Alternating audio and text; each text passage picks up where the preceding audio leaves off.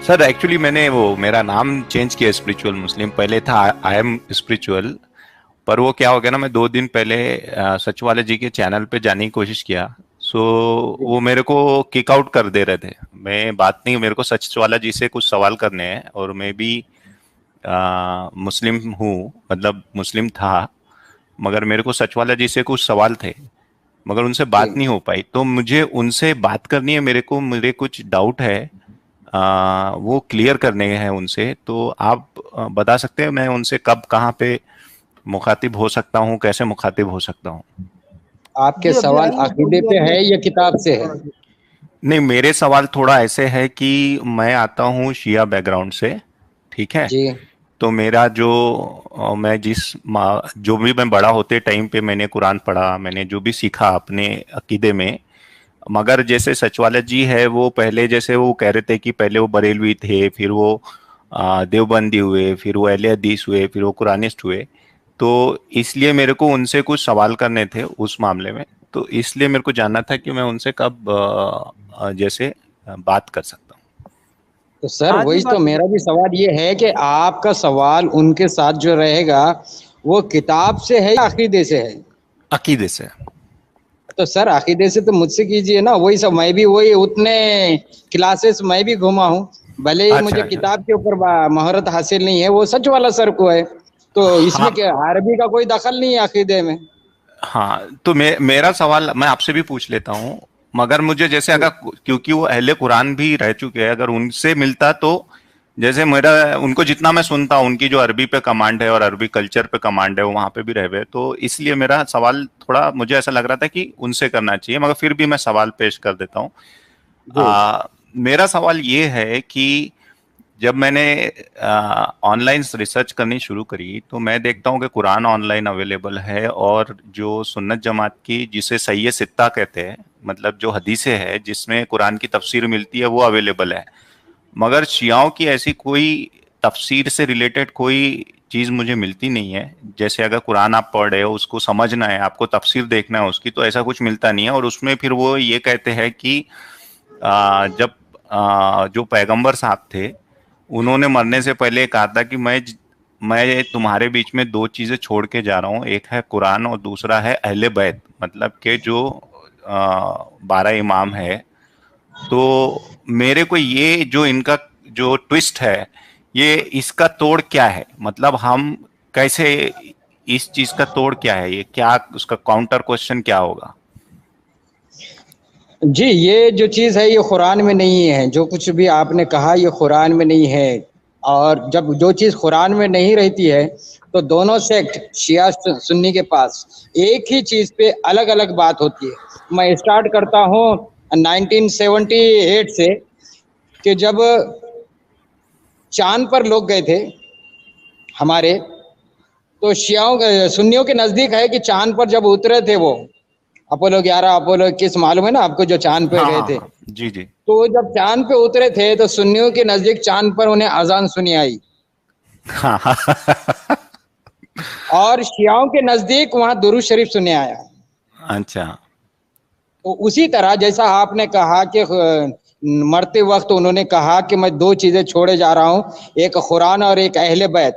ये हम्म। शियाओं के नजदीक है, और सुन्नियों के नजदीक ऐसी लिखे हुई निरेशन मिलती है हदीस है कि मैं तुम्हें 2 चीजें छोड़े जा रहा हूं, एक कुरान, दूसरी मेरी सुन्नत, हम्म। और तीसरे अहले मजार के नजदीक ये मिलता है कि मैं तुम में, वो अहले मजार के नजदीक है सुना कुरान और मेरी सुन्नत। अब सुन्नत क्या है वो सब तुमको फॉलो करना है, और तुम में कामयाब वो है जो मेरे तरीके पे चलेगा या मेरे बाद मेरे साहबाओं के तरीके पे चलेगा, वो तुम में कामयाब है। तो ये हम्म। अगर शियाओं के नजदीक देखेंगे तो वो कामयाब है जो मेरे बाद अहले बैत से प्यार करेगा। जी जी। तो ये मगर आउट ऑफ इसका। कुरान जितने अकीदे हैं, तो वो हम्म। हर अकीदे हर ग्रुप के पास अलग अलग है। तो आपने अहले कुरान की बात की, मैंने भी ज्यादा नहीं 1 साल उनको दिया है अहले कुरान को, क्योंकि उनकी घान इतनी मोटी मोटी बड़ी बड़ी है कि जब भी नजर आ जाती है, ज्यादा खिकोड़ते नहीं बैठना पड़ता क्या क्या घान है। तो बड़ी हम्म। बड़ी घान है अहले कुरान। नहीं, वो जैसे वो तो मैंने क्वेश्चन करता हूँ, जैसे अभी सूरह तहरीम है, शायद सूरह तहरीम है जो हजरत मोहम्मद के वाइफ के, मतलब उसमें जो कायनात का बनाने वाला है हजरत मोहम्मद की वाइफ को धमकी दे रहा है। तो अभी अगर आप किसी से पूछे कि भैया सूरह तहरीम को आप कैसे इंटरप्रेट करेंगे अहले बैत के इसमें, तो वो हो नहीं सकता, क्योंकि दैट इज स्पेसिफिकली वो जो लिखी गई है, वो जो आयत नाजिल हो रही है उसमें, वो उनकी वाइफ के लिए है। तो पर मैं ऐसे कुरान से देख रहा था कि कुरान से ऐसी कोई आयत मिल जाए जो इस चीज का सॉलिड तोड़ हो, तो मैं उनके सामने पेश करूं। जी। तो अब ये जो इंटरप्रिटेशन की बात कर रहे हैं, अब शान नुज़ूल कहते हैं जिसे, तो शान नुज़ूल जब आता है तो वो आयत का मंशा ही बदल जाता है। हम्म। सूरह तहरीम पढ़ो, सूरह नूर पढ़ो, या सूरह अहज़ाब पढ़ो। अभी एक कॉलर ने आके कह के गए थे कि फतवा जो दिया जाता है कुरान की रोशनी में दिया जाता है, लेकिन अगर हम देखेंगे तो वो कुरान की रोशनी कहीं भी नहीं दिखती। कुरान की टॉर्च बंद करके वो फतवा दिया जाता है। Correct correct correct. एक्चुअली क्या है ना सर, मैं मेरा मेरा तजुर्बा ये है, अभी तो एक्स मुस्लिम मूवमेंट जो शुरू हुआ है, ये तो बहुत हो गया, मैं 4 साल या 5 साल से फॉलो कर रहा हूं। पर मेरा मानना यह है कि एक्चुअली तो कोई मुस्लिम है ही नहीं, ये सब जी ढोंग वाली बातें है। जो अभी बिल्कुल। वसीम वसीम रिजवी ने वो कौन से महाराज हैं, उनके साथ कुछ कहा था कि मुसलमान ढोंगी होता है, ये एक नंबर की सही बात है। मैं उनकी ऐसे नहीं, मैं उनकी बात कर रहा हूं, मगर मैंने ये चीज देखा है अपना भी। अभी जैसे क्या होता है ना, बहुत सी चीजें मुसलमान झांसे में लेते हैं, मुसलमानों को भी और गैर मुसलमानों को भी। जैसे मेरा एक तजुर्बा ये है, मैंने देखा है कि वो इस्तिखारा देखते हैं, और वो इस्तिखारा देखने के बाद वो बोलते हैं अरे बहुत अच्छा है, बहुत अच्छा है, कर लो कर लो कर लो। और मगर जहां उनको थोड़ा सा शक हुआ तो फिर जाते हैं, क्योंकि वो फिर वो अकीदा उनका नहीं है। मतलब उन्होंने जैसे इस्तिखारा देखा है, मैं मेरे जमात के लोगों की बात करूं तो अल्लाह से पूछ लिया उन्होंने, अल्लाह ने बोला कर लो, मगर उनको भी थोड़ा सा आय बाय लगता है तो मुकर जाते हैं। तो ये ऐसे है, ये झांसेबाज थोड़े से रहते हैं, और इनको भी मालूम है, बोलते हैं ना, हकीकत जो है इनको भी मालूम है। मगर ये जब तक के झांसेबाजी और ये सारी चीजें वो अपने वालों अपने लोगों के साथ भी करते हैं और दुनिया के साथ भी करते हैं, और इसलिए लात भी खाते हैं और इसलिए नफरत भी मिलती है उनको। जी, अभी आपने वसीम रजवी का नाम लिया। वसीम रजवी ने जो कुछ भी कहा है वो सच है, लेकिन ये भी एक सच है कि वसीम रजवी के कहने के बाद उनके भाई ने उनसे ला ताल्लुकी का इजहार किया, उनके फैमिली मेंबर्स ने उनसे ला ताल्लुकी का इजहार किया। सच बोलना आज कैसा है ये भी सबके सामने है। सच बोलना इस्लाम में कैसा है सर? आप दूसरे लोगों के साथ रह सकते हो। मैंने खुद जब मैंने कॉलेज में पढ़ाई करी, मेरे रूम पार्टनर्स जो थे वो गैर मुस्लिम थे, जैन समाज के थे। वो लोग अंडा भी नहीं खाते थे, मगर कभी ऐसी बात नहीं हुई कि जिससे हमारे बीच में झगड़े हो। हम लोग भाई जैसे रहे, भाई जैसे अलग हुए जब पढ़ाई खत्म हुई। मगर मैं, जैसे मैंने कहा, शियाओं के बीच से अब ताल्लुक रखता हूँ। मैं सुन्नत जमात के साथ 1 साल रहा और उसके बाद मेरे को भागना पड़ा, क्योंकि बहुत गालियां पड़ी एक दिन किसी ने कुछ बोल दिया तो ये तजुर्बा है। मतलब मैं इनसे तो दूर ही रहता हूँ। जी, सच बोलने से इस्लाम घबराता है। सच है इसकी ही नहीं अगर ना सर, रियलिटी है। कुछ भी हाँ हाँ सच हाँ, है ही नहीं सच उसमें, कुछ बोलने है ही से नहीं, घबराता है। कुछ सच है ही नहीं आप उस रिलीजन देखिए, में। देखिए आपको ऑप्शनली कहाँ पर झूठ बोलने की इजाजत है, तो समझ जाइए फिर। आपको हम्म। झूठ बोलने की इजाजत है बीवी को खुश करने में, सुलह कराने में, जंग करते वक्त मक्र का काम ले सकते हैं आप। तो इसका मतलब क्या है फिर, सच कहाँ बोलना है? सर इस तरीके की ये कौम है, मतलब देखिए कई बार दुख भी होता है कि हम उस कौम के बारे में बोल रहे हैं जहां हम पैदा हुए, और उसमें काफी सारे हमारे सगे संबंधी, हमारे माँ बाप, हमारे फुप्पू फुप्पा, हमारे सारे रिश्तेदार हैं, मगर वो सारे ऐसे ही दिखते हैं मुझे। कोई, आप किसी से सच नहीं बोल सकते। आप ये नहीं बोल सकते कि आ, ये मतलब गलत है। मैं सर, आपने अभी परभनी का जिक्र किया, आप महाराष्ट्र से है क्या सर? सर मैं इंडिया से हूँ। अच्छा। नहीं, क्योंकि मैं एक एग्जांपल देना चाहता था। मेरे सामने एक वाकया पेश आया था, वो अमरावती का था। उसमें जी एक आपको लगे तो मैं पिंग करता हूँ प्राइवेट चैट में। सर, आप अमरावती से है? नहीं नहीं, मैं वहां से नहीं हूँ, मैं साउथर्न इंडिया से हूँ। जी तो मैं आपको एक प्राइवेट चैट में एक लिंक पिंग करता हूँ, लोकमत की, मराठी में हो। मेरी मराठी उतनी अच्छी नहीं है, मगर मैं जब वहां पे था तो ये वाकया पेश आया था। इसमें एक मौलाना ने है ना, मतलब एक इस मदरसे में एक बच्ची के साथ रेप किया था। मैंने प्राइवेटली आपको पिंग किया है, ठीक है। जी अब वो कैसा है सर कि वो प्रेग्नेंट हो गई और वो भागी वहां से। मतलब मेरे को तो उतना आइडिया नहीं है, मैं आसपास का नहीं, जो सुनने सुननी बातें आई थी उसके बाद भी लोग नहीं मान रहे। लोग क्या बोल रहे हैं, ये बोले आरएसएस और ये बाकी जो हिंदूवादी संगठन है उनकी साजिश है इस्लाम को बर्बाद बदनाम करने की।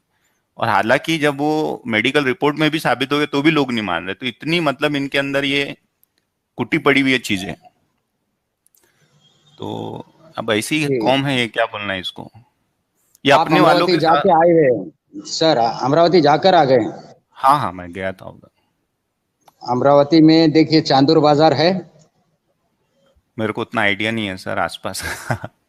मोरसी, चांदूर बाजार से मोरसी का जो फासला है वो हम्म। तकरीबन 90 किलोमीटर का फासला है। 90 किलोमीटर के फासले में 1,000 से ज्यादा झाड़ पेड़ जो हम्म। बड़े बड़े थे कटवाए गए। हम्म। और इतनी शिद्दत की वहां पर गर्मी बढ़ रही है। मैं तो चांदूर बाजार से 10 किलोमीटर दूर पर एक एरिया है जहां पर कुछ मुस्लिम रहते हैं, वहां पर मैं ज्यादा नहीं 15 दिन रुका था, घूमा था। और वहां बोल के निकला था कि अगर यहाँ पर कोई बाढ़ आए या कोई भी आफत आए और कोई अगर इनकी मदद को ना आए तो ताज्जुब मत करना। हम्म। क्यों? क्योंकि वो लोग है ऐसी कि मदद के काबिल नहीं है। मैं तो समझता हूँ कि जो बारिश में पानी वहां गिरता तो वो बेजुबान जानवर और बच्चों के लिए गिरता, क्योंकि ये वो लोग नहीं है कि जिनके ऊपर बारिश हो।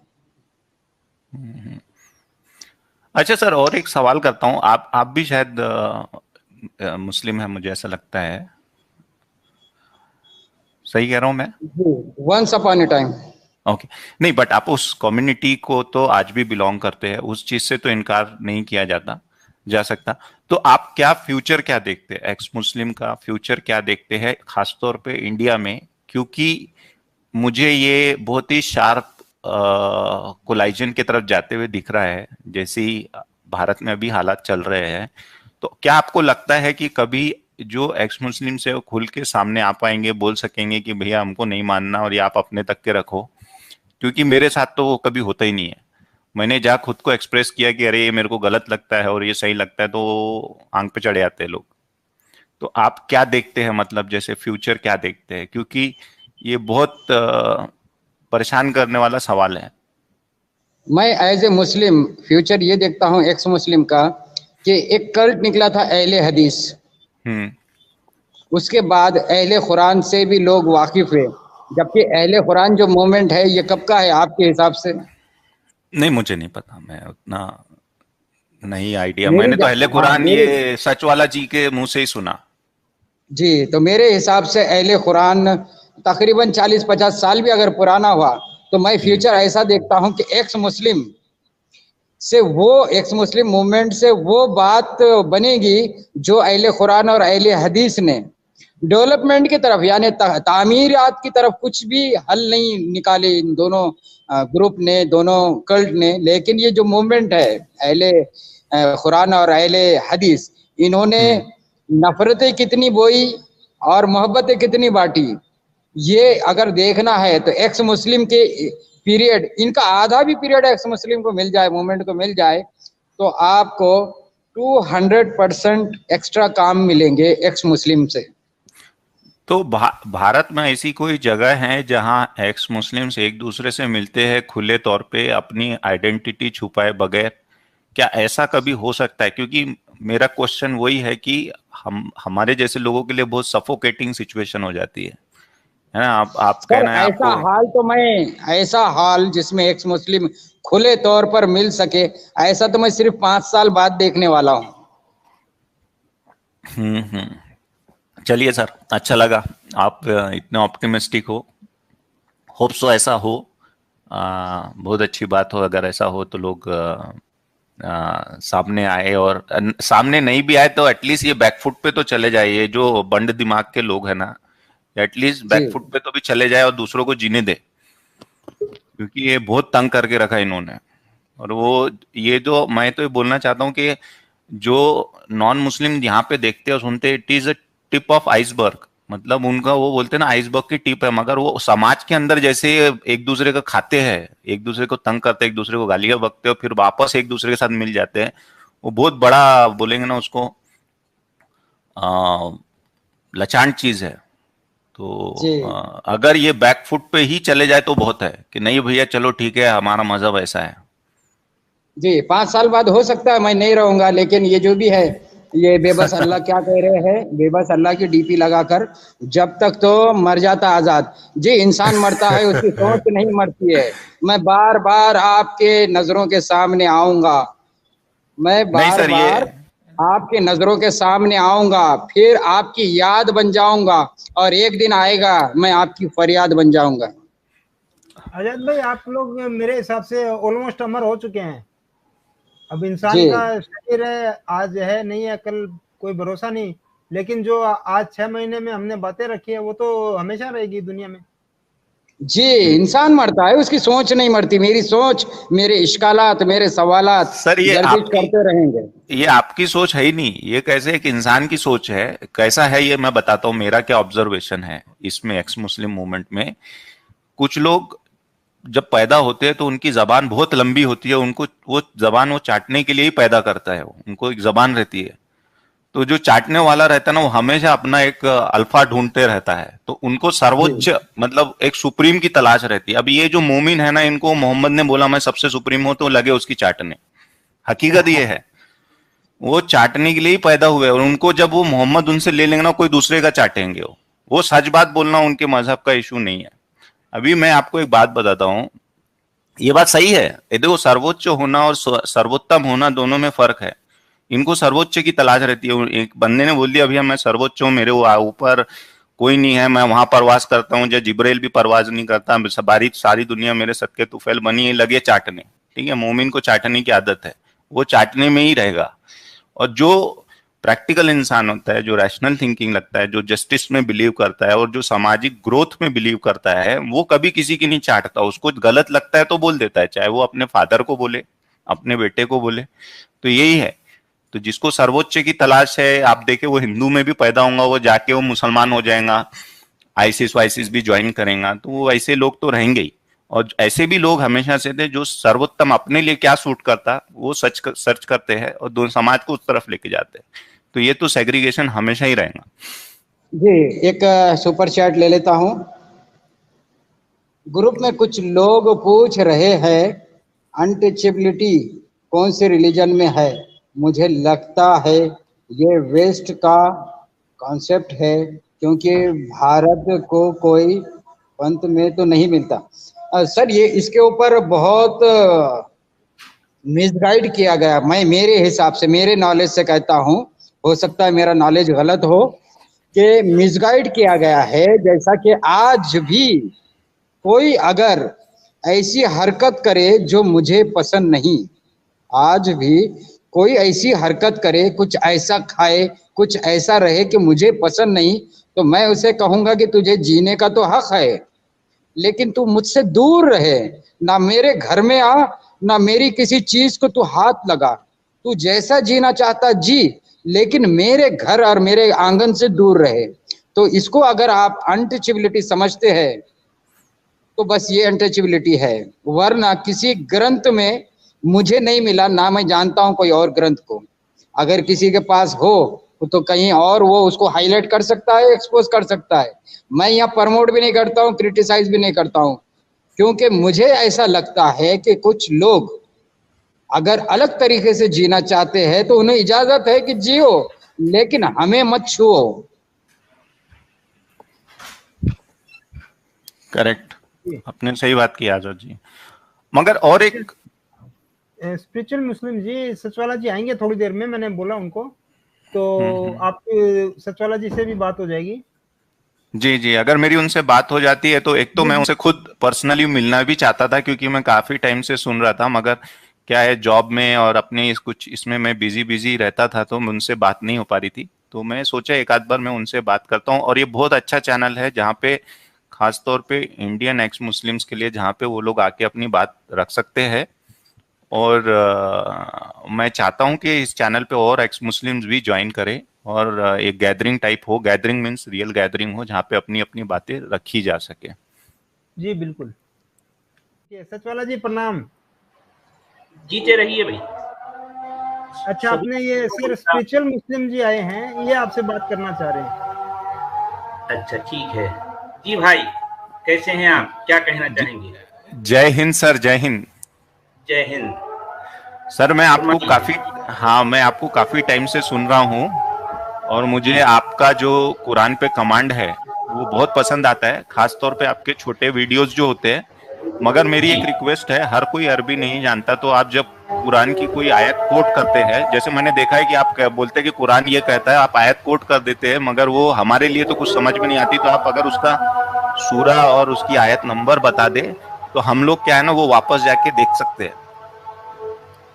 एक रिक्वेस्ट है ये आपसे। इसमें क्या होता है ना, हमको तो नहीं आती अरबी। अब हमने कुरान पढ़े तो है, मगर अरबी में पढ़े और वो हमारा रट्टा मारो वाला था, मगर आप बहुत अच्छे से उसको बोलते हैं, आपकी अरबी पे कमांड है। तो आप अगर सूरह नंबर, वर्स नंबर दे दे तो हम वापस जाके उसको पढ़े। क्योंकि हम लोग क्या करते हैं ना सर, अभी जैसे मलकते यमीन जो लफ्ज था, ये मैंने आपके चैनल से सुना, आपके मुंह से पहली बार सुना, और उसके बाद फिर जाके वो मैं जब भी कहीं बात होती है तो मैं उसको कोट करता हूँ। तो फिर अब जैसे कैसे शब्द तो समझ में आ रहे हैं, अभी शब्द हम पिकअप कर रहे हैं, मगर हमको आयत अगर आप जैसे इस तरीके से बताए तो और अच्छा होगा। हम थोड़ा उनको और अच्छे से मोनोलॉग जिसको बोलते हैं ना, छोटे छोटे, ये बहुत हेल्प करते हैं जी।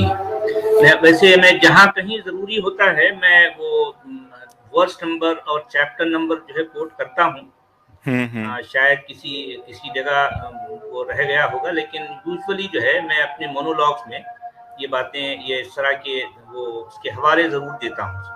अच्छा चलें, ठीक है। आप अब क्या पूछना चाहते हैं? सर मैं पूछना तो बहुत चाहता था, मगर आपसे मिलना भी चाहता था, और एक चीज बोलना था सर। आपने जहाँ पे अपनी ये दुविधा व्यतीत की थी कि मैं जो हूँ अकेला हो चुका हूँ, मेरे परिवार मुझसे छूट गया, मेरे जो अजीज है उन्होंने मेरे से रिश्ता वो कर दिया, मगर सर कैसा है ना, ये आप अकेले नहीं हो इसमें, आप इसमें बिल्कुल भी अकेले नहीं हो। जो सच के रास्ते पे चलता है वो उसके साथ ऐसा ही होता है, और आप अकेले नहीं हो। मैं ये बात आपको बोलना चाहता था।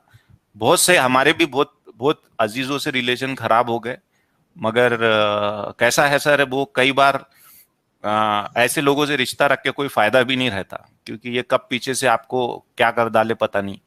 तो ये आप अकेले नहीं है। मेरा सिर्फ ये कहना था कि इस्लाम में जिसने भी आवाज उठाई, सवाल ही किया, सिर्फ किया और कुछ भी नहीं, जो लिखा है वही बोल दिया, तो लोग ऐसे ही छाती पे चढ़े आते हैं और सगे सगे चढ़े आते हैं, आप तसव्वुर भी नहीं कर सकते। तो आप ये मत सोचिए कि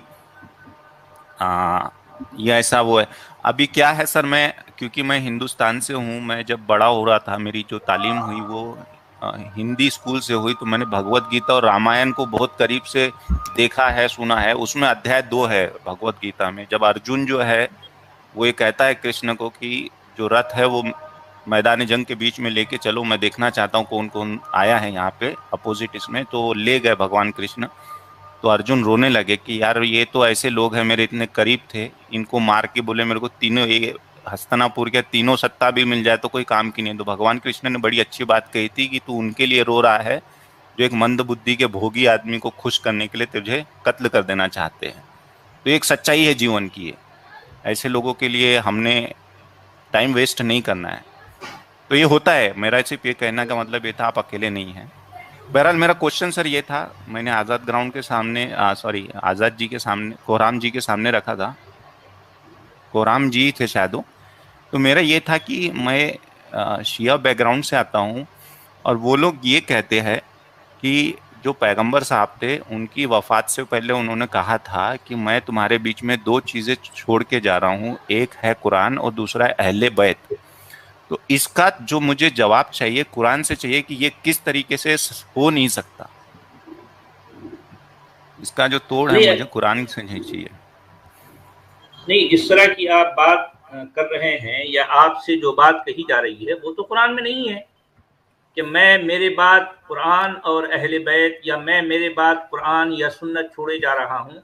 ना तो शियों की कोई बात, कोई दावा जो है कुरान में है, ना सुन्नियों का कोई दावा कुरान में है। कुरान न शियों को जानता है, न सुन्नियों को जानता है इस मामले में, इस हवाले से। तो कुरान कुछ कहता है इस लाइन पे कुरान कुछ कहता है ऐसी कोई बात कि जो इस चीज का तोड़ हो, कि वो दे नहीं, दी जाए देखिए, आयत और कहें।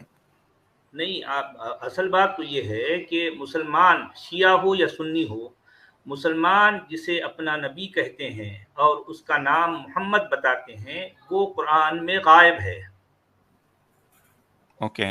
आप समझिए, यानी कुरान का जो भी मोहम्मद है उसने कुछ भी नहीं कहा, बल्कि वो खुद गायब है। उसके बारे में जो कुछ लिखा गया कुरान में थोड़ा बहुत, लेकिन उसने कभी कुछ नहीं कहा। ये सारी बातें आपने जो जो अभी बताई, जो कुछ आपसे कहा जाता रहा है, भले वो शियों के नज़दीक हो या सुन्नियों के नज़दीक, ये सब ये सब का सब जो है कुरान के बाहर वाली किताबों में लिखा जाता है। कुरान में ऐसी कोई बात नहीं है।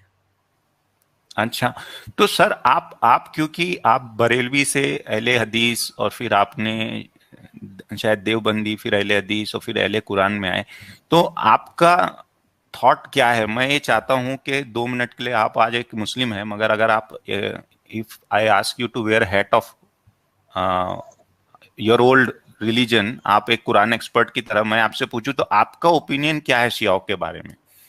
आप उस चीज को, उस आइडियोलॉजी को एक एज ए मुस्लिम जब आप थे तो तब वो कैसे आप उसको देखते थे, मुझे ये आपसे जानना है। नहीं, मैं जो है वैसे कुरान पर नज़र मेरी काफ़ी ज़माने से थी, तो कुरान पर जब मैं नज़र डालता हूँ तो ना कुरान के अंदर मुझे सुन्नी नज़र आता है ना शिया नज़र आता है। कुरान में 2-3 जगहों पर ये लफ्ज शिया आया है, लेकिन वो किसी और कॉन्टेक्स्ट में, किसी और माना में है। जिस माना में आज हम शियों को जो है कहते हैं या सुनते हैं या जो है मानते हैं, उस माना में जो है कुरान में ये लफ्ज है ही नहीं, ना शिया है ना सुन्नी है।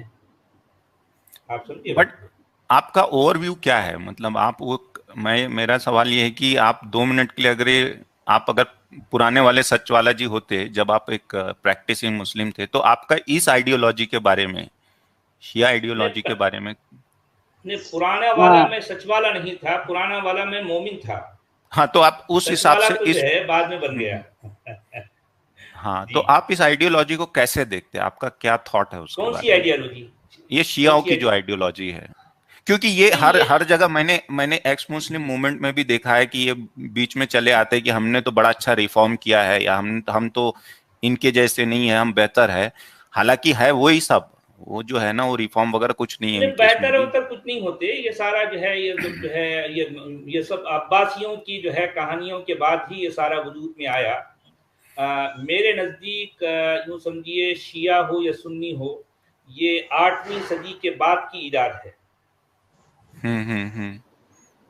अच्छा। बल्कि जिसे करबला कहा जाता है, या फिर जो है करबला से जुड़ी हुई जितनी शख्सियात का नाम तारीख में आता है, ये सब का सब मेरे नज़दीक मशकूक है। अच्छा, सच वाला सर, 1 मिनट मैं आपको रोकना चाहूंगा कि मेरे पास एक सवाल है। उससे पहले ये इनके सवाल का जवाब दे दूं। एक्स मुस्लिम मस्जिद में किसकी वर्शिप करोगे? सर, सबसे पहले हम जिसकी वर्शिप करते हैं उसको मस्जिद की जरूरत नहीं रहती। इस वर्शिप वर्ड में आप के का इजाफा कर दीजिए। वर्कशिप करते हैं एक्स मुस्लिम, वर्शिप नहीं करते। और वर्कशिप के लिए मस्जिद की जरूरत नहीं रहती, एक देश की जरूरत होती है। और पूरे दुनिया में हमको सबसे प्यारा देश भारत मिल चुका है। अब हमारी वर्कशिप चालू होंगी, वर्शिप नहीं। सच वाला सर, आपसे सवाल ये है, अहले बैत की मीनिंग क्या है? देखिए, अहल कहते हैं वाले को और बैत कहते हैं घर को। अहलुल बैत का मतलब है घर वाले या कोई खास घर वाले, ऐसा कह सकते हैं आप। करेक्ट, सही कहा आपने, वही उसका मायने है। वही सर आपसे मैं एक सेकंड सर, ये तो आपने एग्जैक्ट मीनिंग बता दिया, लेकिन ये मुसलमान अहले बैत किसको बोल रहे हैं एक्चुअली? ये इसमें बड़ा इख्तिलाफ है भाई। अब शियों के नज़दीक अहलुल बैत का मतलब कुछ और है, सुन्नियों के नज़दीक कुछ और है। ये झगड़े तो इनके चलते रहे हैं ना, बहुत ज़माने से चल रहे हैं। इसका फैसला ये खुद आपस में कभी नहीं कर सके। तो आपका कहने का मतलब है शियाओं के अहले बैत जो है अली और फातिमा है, और सुन्नियों नहीं, मैं अली और फातिमा को नहीं जानता भाई। आप नहीं जानते कौन है? नहीं, मैं नहीं जानता इसको, मैं जानना भी नहीं चाहता जी। ये अली एक्चुअली फातिमा से मेरा कोई ताल्लुक नहीं। वो सारा ट्रिक शियाओं का वही है कि वो जो पूरा फोकस है वो जो पैगंबर से हटा के अली पे ले आते हैं, ताकि जो इनके कारनामे थे वो सामने ना आए। अभी मैं बीच में कुछ दिन पहले मैं वसीम रिजवी को भी सुन रहा था, तो उन्होंने अली अली बहुत किया, मतलब कि नहीं हम तो अली के मानने वाले हैं। तो अली कौन था? वो यानी वो ऐसा बता रहे थे जैसे कि जैसे वो अलग ही कोई हस्ती है, और वही शिया वो वही बताते हैं कि वो अलग ही थे। और जैसे वो याली मदद भी बोलते हैं या मदद के लिए बुलाते हैं ऐसा। नादे अली भी उनकी एक अलग एक सूरा टाइप ही है। आपने सुना है नहीं सुना है पता नहीं मुझे, नादे अली वो बोलते हैं। तो बोलते हैं नादे अली पढ़ो तो हजरत अली आपकी मदद करते हैं, कभी भी मुसीबत के टाइम रहो तो नादे अली पढ़ो। तो वो पूरा फोकस जो है वो वहां से हटा के इस तरफ रखना चाहते हैं। और मोहम्मद जो है सिर्फ नाम का है और उसके बारे में कोई कुछ बात भी नहीं करना चाहता। और रीजन उसके पीछे ये है क्योंकि वो करबला को बहुत हाईलाइट करते हैं। वो ये बताते हैं कि बहुत जुल्म हो गया करबला में, जैसे वैसा जुल्म कभी इंसान पे हुआ नहीं और आगे होगा भी नहीं, इतना बड़ा जुल्म हुआ। और अगर आप पूछे कि फिर जिसने जुल्म किया यजीद इब्न माविया उसमें बुराई क्या थी, तो वो बोलेगा नहीं वो कुत्ता पालता था, वो शराब पीता था, वो बंदर नचाता था, ये उसके अंदर बुराई है। मगर वो कभी ये नहीं बोलेंगे कि वो जबरदस्ती लोगों से बैत लेना चाहता था, क्योंकि अगर वो ऐसा बोले तो मोहम्मद भी ने भी जबरदस्ती बैत ली। इसलिए शिया जो है आज तक के हाथ बांध के नमाज नहीं पढ़ते, क्योंकि वो लोग फोर्स कन्वर्ट किए गए थे। मोहम्मद ने जो गर्दन पे छुरी रख के कन्वर्ट कराया था और वो बुत छुपा के नमाज पढ़ रहे थे, तो उनका बुत गिरे करके उनको कहा कि अल्लाह अकबर पे हाथ झटको।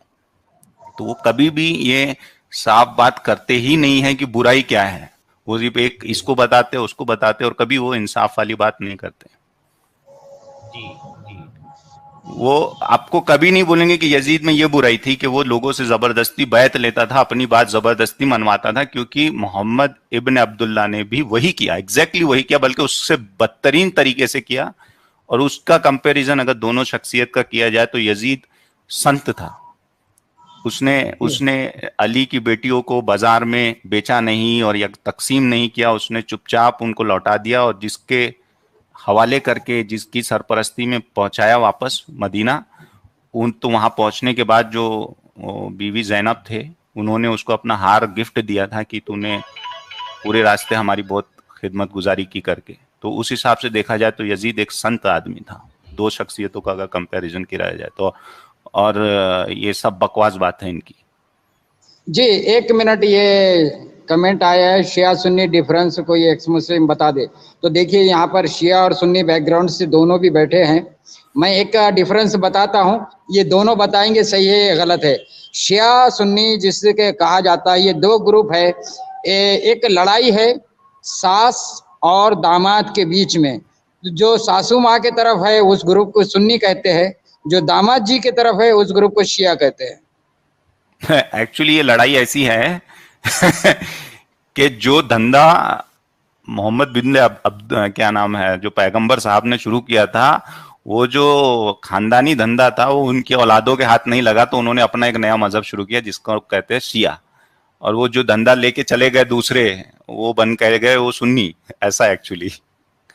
तो ये अलग धंधा है, ये शियाइज्म एक अलग धंधा है। इसमें खुम्स देना पड़ता है आपको, आपकी इनकम का 20% इमामत को देना पड़ता है या सैयदो सादात को देना पड़ता है टैक्स। तो उनका घर आप पालते हो, उनके बच्चे बीवी उनके खर्चे उठाते हो, और वो आपके मुंह पे जूते रगड़ते। अगर आप लोअर कास्ट के हो शिया में, अगर आप जुलाहा हो या पिंजारा हो या आप लोअर कास्ट के आते हैं, तो आपके मुंह पे थूकना भी पसंद नहीं करते जो सैयदो तो सादात। मतलब सर उसका शॉर्ट में यही मतलब है ना, शिया जिसे कहेंगे वो दामाद जी की तरफ है और सुन्नी जिसे कहते हैं वो सासू माँ की तरफ है। हाँ तो सर खान उनकी औलाद तो उनको ही धंधा नहीं मिला ना, वो तो अली नहीं को नहीं नहीं, मिलना ग्रुप चाहिए था। ग्रुप हाँ ग्रुप डिफरेंस वही दोनों है में क्या गया है, तो यही है ना, दोनों किस किस पार्टी से आते हैं। सर। फाइनेंशियल इम्प्लीकेशन बताना जरूरी है इसमें, जी जी कि रिलीजन कुछ नहीं है, यहाँ पैसे का धंधा है सब। जी। तो वो वही बात है इसमें। कुरानिस सर बैठे हैं, कुछ बोल नहीं रहे हैं। चलिए सर, मेरा हेलो। कोई अब आगे आगे कोई सवाल नहीं है, अगर आप चाहे तो मैं ड्रॉप कर सकता हूँ। चलें जनाब, ओके अच्छा सर, लगा थैंक यू आपसे सर। बात हुई। सच वाला जी मैं आया करूंगा आपके इस पे। जी और जरूर आइए, हाँ आते और रहिए, जी आप हमारे बहुत साथ अच्छा में काम कर जुड़ते रहे हैं। रहिए। आप लोग बहुत ही अच्छा काम कर रहे हैं। मैंने आजाद ग्राउंड सर से भी कहा कि एक वक्त आएगा जब हमारी जो कम्युनिटी है जो रैशनल थिंकिंग रखती है और इस देश को बचाना चाहती है, बहुत बड़ी बात है एक्चुअली, जो हम हिंदुस्तानी होने के नाते बात बोलते हैं कि हमको हमारा मुल्क बर्बाद नहीं होने देना है। तो ये जी हाँ, सही एक बात है। टाइम आएगा जब ये हम लोग ओपनली रहेंगे और हमारे नाम से जो ये टिकटें कटते आई है कि भैया ये लोग ऐसे है और वैसे, ऐसा नहीं है। मुस्लिम्स बहुत अच्छे भी है, बहुत अच्छा काम भी कर रहे हैं, हिंदुस्तान में ही बहुत अच्छा काम कर रहे हैं। मैं कई ऐसे मुस्लिम्स को जानता हूँ जो बहुत ही अच्छा सोशल वर्क कर रहे हैं। तो बहुत अच्छा, इस देश को बनाने में हम लोगों का भी बहुत कंट्रीब्यूशन है। मगर ये हमारी बदकिस्मती है कि हमने जब भी बोला हमारे को मुंह पे लात मार के गटर में वापस गिरा दिया गया। ऐसा नहीं कि मुसलमानों ने आवाज नहीं उठाई या तब्दीली लाने की कोशिश नहीं करी। हिंदुस्तान में अगर ब्लास्फेमी लॉ है तो ये इसी वजह से है क्योंकि यहाँ इस्लाम के अगेंस्ट बोला ना जा सके। और जब तक कि ये ब्लास्फेमी लॉ खत्म नहीं होता तब तक के ये दुविधा रहेंगी हमेशा, और ये इस देश का बदनसीबी रहेंगी। ये आस्तीन में सांप पलते रहेंगे इनके। जी हाँ, सही बात है, सही बात। क्योंकि बोलने तो दो यार, बोलने तो दो, बाकी हम गाली नहीं बक रहे, जो लिखा है वही बोले तो ये दंगे कर देते हैं। जी चलें सर, बहुत अच्छा लगा आपसे बात हुई, आते रहिए आप जरूर। जी सर। सर हो सके तो मैं अपनी अपनी लाइफ में आपसे जरूर मिलूंगा सर, क्योंकि एक मैं किसी भी एक्स मुस्लिम से कभी फेस टू फेस आज तक के नहीं मिला, मगर आप लोगों को मिलके और सुन के, और मैंने दूसरे एक्स मुस्लिम्स ग्रुप भी ज्वाइन करे थे मगर वो बहुत एंटी इंडिया नैरेटिव चलाते थे, तो वो मैंने छोड़ दिए, फिर वो मेरे को जमे नहीं। अच्छा, एक बात मैं रखना चाहूंगा स्पिरिचुअल मुस्लिम जी, आपकी आवाज एक्स मुस्लिम साहिल से बहुत मिलती है और आपका बात करने का तरीका भी बहुत बढ़िया है। तो आपसे सजेशन और रिक्वेस्ट है कि आप भी अपना चैनल चालू कीजिए सर।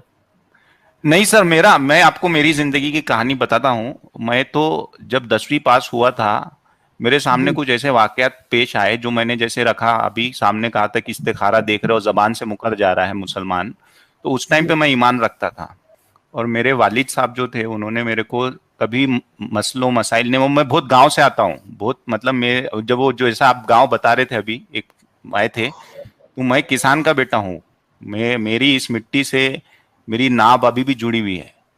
ये मिट्टी जो है सर मेरे मेरे रगों में आज भी है। तो मेरे अब्बा ने मेरे को बहुत अच्छी तरबियत दी है, और उन्होंने वो चाहते थे कि मैं एक बड़ा ऑफिसर बन के काम करूं, मगर वो नहीं हो पाया। मगर ये है कि सर मैं इनकी बहुत पहले ही, मैं चैनल शुरू भी नहीं करना चाहता, मगर मेरा लाइफ का एम कुछ और है। मैं करता हूँ सोशल वर्क, मगर मैं देश सेवा करता हूँ, और वहां मैं ये नहीं देखता कि जिसके लिए मैं कर रहा हूँ वो मुस्लिम है या हिंदू है, मैं वो सोच लाता ही नहीं, और मैं लाना भी नहीं चाहता। नहीं तो मैं मेरा चैनल शुरू करता मेरे अंदर से। क्योंकि क्या होता है ना सर, आप जब वही चीज बार बार सुनते हो ना कहीं आपके अंदर वो बात आ जाती है, आप इंसान हो। तो मेरा लाइफ का कुछ और एम है। बाकी आप अगर इनवाइट करेंगे मुझे किसी डिबेट में, डिस्कशन में, रैशनल थिंकिंग में, मुझे बहुत अच्छा लगेगा अगर मैं आप लोगों के कुछ काम आ सका तो। जी बिल्कुल बाकी इस सर, देश के लिए तो सर कभी भी खड़े हैं आप ऐसा नहीं है। हम हमारी देश ने ही हमको बनाया है, हमारा भाग्य विधाता तो भारत ही है, तो हम तो इस देश के लिए खड़े हैं सर। जी सर, आप अपना ईमेल प्राइवेट चैट में दे दीजिए, तो जब भी आपको जरूरत पड़ेगी या किसी स्ट्रीम में आपको आपके लिए होगा तो जरूर आपको मेल करेंगे। बाकी आप जुड़ते रहिए, ऐसी कोई बात नहीं है कि इनवाइट पे आए, आप सामने से आते रहिए, सुनते रहिए, और स्ट्रीम भी ज्वाइन कीजिए जब जब आपको लगे ऐसा कुछ बात है तो। जी सर, जी सर। इस मूवमेंट को एक छत्र, एक क्या बोलेंगे ना उसको, डोम की जरूरत है। एक ऐसी जगह की जरूरत है जहां लोग अपने आप को सुरक्षित महसूस करें। क्योंकि मैंने सर एक और मैं बोल रहा हूँ, मैंने एक एक्स मुस्लिम चैनल ज्वाइन किया था फेसबुक के थ्रू। वहां पे बीच में वो मैंने जैसे कहा, मैंने यहाँ पे भी आपसे बात कहा कि मैं गांव से आया हूँ, मेरी जो एजुकेशन हुआ है वो बहुत एक हिंदू स्कूल में हुआ है।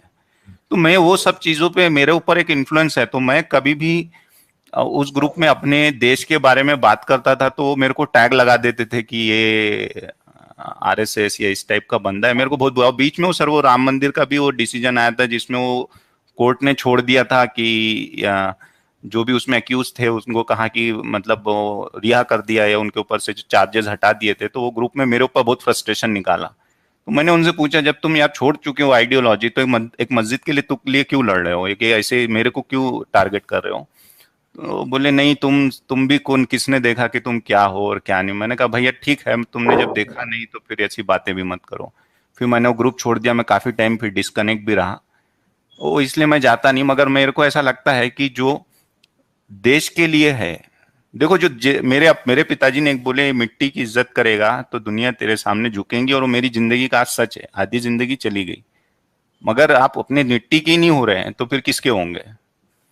तो ये जी जो है फालतू के एक्स मुस्लिम जो रहते हैं, जो उनका अलग ही एक मतलब, वो बोलते हैं ना सर, वो नवाबी एक्स मुस्लिम है, जो मतलब हाई क्लास, अपने आप को पता नहीं क्या समझते, उनको लगता है वो ओवरसीज टाइप के, वो जी है। मगर मेरा एक ये है, मैं एक होप करता हूँ कि एक दिन ऐसे भी एक्स मुस्लिम जो है, जो अपनी देश की सेवा कर रहे हैं, या ऐसे मुस्लिम पुराते सर जो अपने देश के वफादार हैं। मैं आपको बोल रहा हूँ ना, मैं कई मुस्लिम्स के साथ काम करता हूँ, बहुत बेहतरीन काम कर रहे हैं सर, सोशल वर्क में एक नंबर काम कर रहे हैं। उनको देख के लगता है, उनकी बातें सुन के लगता है कि यार देखो ऐसे भी लोग हैं, इनको कोई नहीं सुनता, इनको सुनो। तो है, ऐसी बात है। जी सर। आजाद जी, अच्छा एक ये सुपर चैट है मितुल पंचाल जी की तरफ से है। Abu Bakr and Umar were ससुर of Mohammed, Usman and Ali were cousin and दामाद of Mohammed, Aisha poison Mohammed. Sir ये स्टोरी की बातें हैं, न सचवाला जी इस पे कोई कमेंट देंगे? और आजाद जी शायद है नहीं, तो अपने स्पिरिचुअल मुस्लिम जी आप इस पे कुछ बोलना चाहेंगे? सर देखिए, ये अभी जैसे सचवाला जी ने कहा था कि ये 850 जो 8वीं सदी के बाद की घड़ी हुई कहानी है, जंगल में मोर नाचा किसने देखा वाली बात है, ये जी सब बाद में बनाया हुआ है, और आपस में झगड़े हैं इनके। और ये इनके झगड़े में पड़ के आप अपनी गर्दन भी कटा लोगे ना तो लोग सेटिस्फाई नहीं होने वाले हैं, इसलिए इस चीज से दूर रहो, इस आइडियोलॉजी से। जी सर।